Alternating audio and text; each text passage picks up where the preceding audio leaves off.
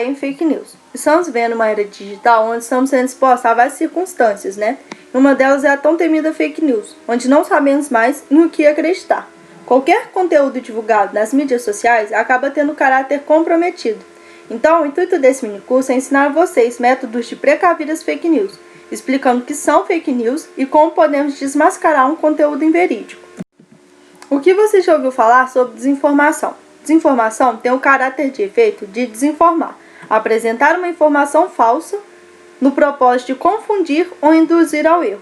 Graças aos meios digitais, nunca foi tão fácil nem encontrar notícias e informações. Porém, essa facilidade trouxe também a grande disseminação de desinformações. Fake news não é novidade. Em 1835, o jornal The New York Sun publicou uma série de textos sobre a descoberta de vida na Lua. A informação foi falsamente atribuída a um astrônomo bem conhecido da época, chamado Sir John Herschel. Podemos ver que desde 1835, a produção de notícias com cunhos informativos já existia, tendo o propósito de usar uma informação verdadeira, que no caso o nome do astrônomo Sir John Herschel, em um contexto totalmente distorcido, né? Formulando então uma fake news. O que foi o propósito desse jornal, o The New York Sun, publicar essa matéria? Vamos ver seguir. O propósito foi vender assinatura, somente isso, vender assinaturas. Eles pegaram o nome de um astrônomo conhecido da época, né, e colocaram em um contexto totalmente distorcido, gerando assim uma fake news. Aqui nessa primeira imagem, podemos ver, né, uma matéria de um jornal onde apresenta uma radionovela que lia o livro da Guerra dos Mundos. As pessoas, ao escutarem a leitura, achavam que se tratava de uma notícia real, onde os Estados Unidos tinha sido realmente invadido pelos marcianos. Já essa segunda, a gente pode ver um pôster, né, de propaganda nazista que dizia: atrás dos poderes inimigos, os judeus. Podemos observar, né, a diferença do intuito de cada reportagem. Essa primeira para entreter, né, e essa outra para influenciar ideias ou ações. Isso a gente pode citar, né, o livro do Freud, do Psicologia de Massas e a Análise do Eu, onde ele explica como as pessoas se comportam em uma massa, como há uma urgência de resoluções rápidas. Ela é muito urgente, ela demanda a destruição imediata de um problema. E vemos muito isso na criação e na distribuição de fake news. Geralmente é um problema sem solução imediata e a fake news abre uma porta para essa disseminação de inverdades, buscadas somente para suprir a necessidade de respostas imediatas. E esse segundo aqui, né, esse pôster aqui da propaganda nazista, ele acaba sendo uma inverdade para influenciar, né? Se é fake, não pode ser neutro. Notícia é objetiva. O tom é neutro, apresenta fatos, é equilibrada, mostra diferentes pontos de vista, apresenta evidência. Os fatos têm sustentação? Cita especialistas. Quem disse? As fontes têm credibilidade? Pode ser atribuída a alguém. Quem é o autor? Uma organização? É independente ou tem alguma motivação política ou financeira? E se é falso, então, né, não pode ser uma notícia. E esses são alguns dos métodos simples de análise para verificar se uma notícia é falsa ou não. Fake news são inverdades, fabricações e mentiras. Mas outros tipos de conteúdo também podem contribuir para essa desinformação. É o que vamos ver nos slides a seguir. Estes exemplos não são o mesmo que fake news, sátira ou humor.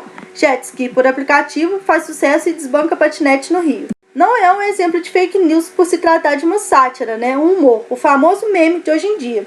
Podemos mencionar a radionovela citada anteriormente, que também trazia essa questão do humor.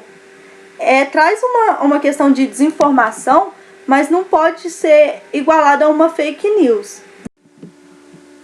Notícias tendenciosas. Essa universidade americana deu uma bolsa de $22 mil para um imigrante sem documentos. Isso é bom ou ruim? Compare a linguagem. E na Fox News Latino, a gente pode ler, né, que a universidade concedeu uma bolsa de $22 mil a estudante indocumentado.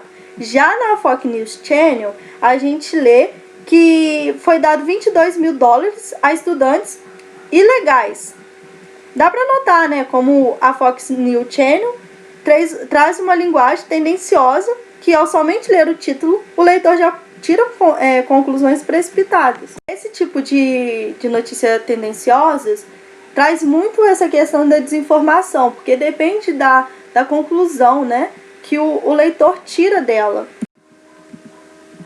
Opinião. Infelizmente, artigos de opinião nem sempre estão claramente identificados.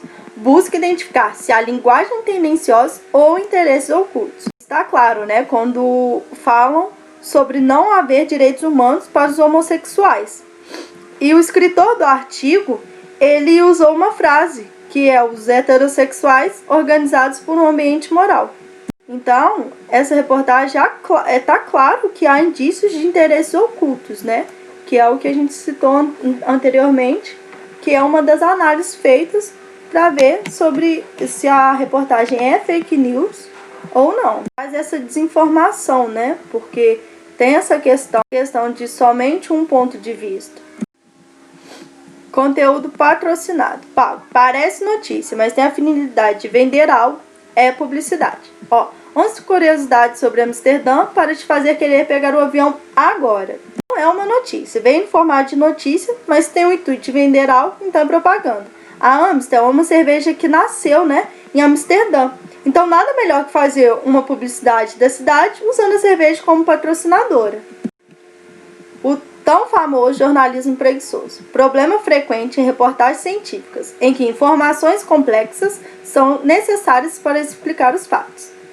Técnica testada em ratos cura câncer com 96% de eficiência. Cientistas descobrem dupla de substâncias que ativam o sistema imunológico e põem as células de defesa do corpo para combater tumores. Podemos ver, né, que há um destaque no título sobre uma informação complexa, mas não há explicação dos fatos, somente o título de atrativo. Então são informações incompletas, que podem gerar desinformações. Erro de reportagem. Boatos e inverdades publicados sem apuração durante um acontecimento que ainda está em evolução. Aqui fala, né? Autoridades circulam fotos de 2 homens vistos carregando mochilas perto do local do atentado com bombas em Boston. E são notícias incertas, onde ainda não há apuração dos fatos. E que gera também, né, tanto as fake news em si e as acarretam, né, as inverdades. Erro de reportagem novamente. Boimate.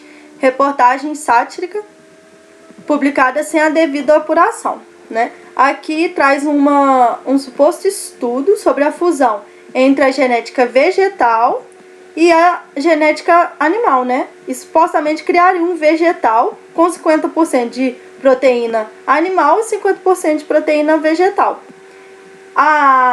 E sátrica, né? Que não apresenta essa informação de humor ao leitor, fazendo com que ele acredite na reportagem.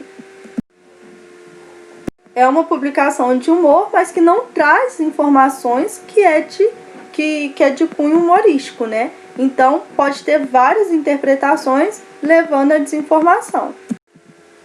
Caça-cliques, o clickbait, né? Que tipo de linguagem o caça-cliques usa? Por quê?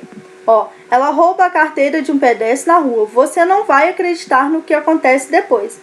Geralmente, né, os meios digitais sensacionalistas que usam esse tipo de método para influenciar os internautas a clicarem na reportagem. Muitas das vezes, o título não faz jus ao conteúdo da reportagem.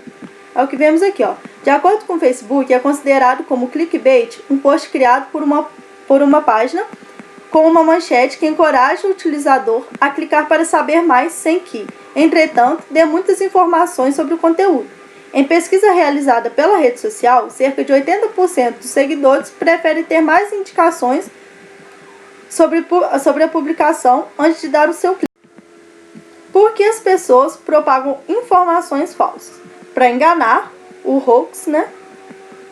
Para ganhar dinheiro e para persuadir, mudar crenças e ideias.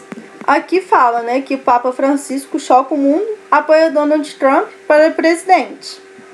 E por que chamar algo de fake news quando não é falso? Quando há essa interação, né, nas e das mídias sociais, acaba perdendo um pouco daquela noção do respeito. Porque há aquela questão do anonimato, de que você repassa uma informação sem ser destacado, porque você é um entre milhões.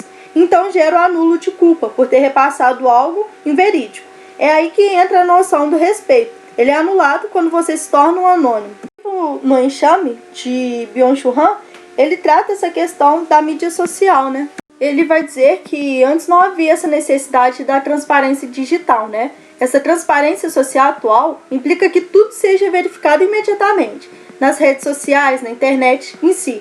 Isso demanda respostas imediatas às demandas dos internautas, né?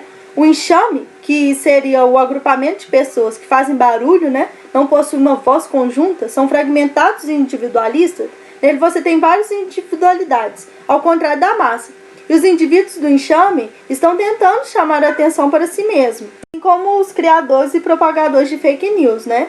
Ele chama essas reclamações massivas das redes sociais de shitstorm, que buscam um significado mais pejorativo de um lixamento digital, que são várias pessoas juntas reclamando e cobrando, indignados com alguma questão e buscam, né, essa resposta imediata.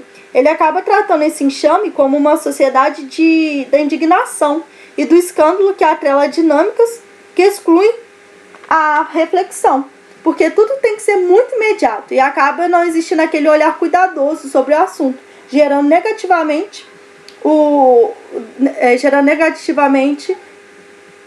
questão social e digital, né? E criando a fake news, ou distorcendo as notícias, levando elas às inverdades. Por isso que é tão importante, né, fazer essa análise de reportagem, de informações, para ver se são inverdades, fake news, né? Para a gente poder ter essa noção de respeito e de estar repassando uma informação verdadeira. É importante a gente usar os métodos de análise simples mesmo, que foram passados nesse curso, para poder analisar essas reportagens, essas notícias, essas informações em si.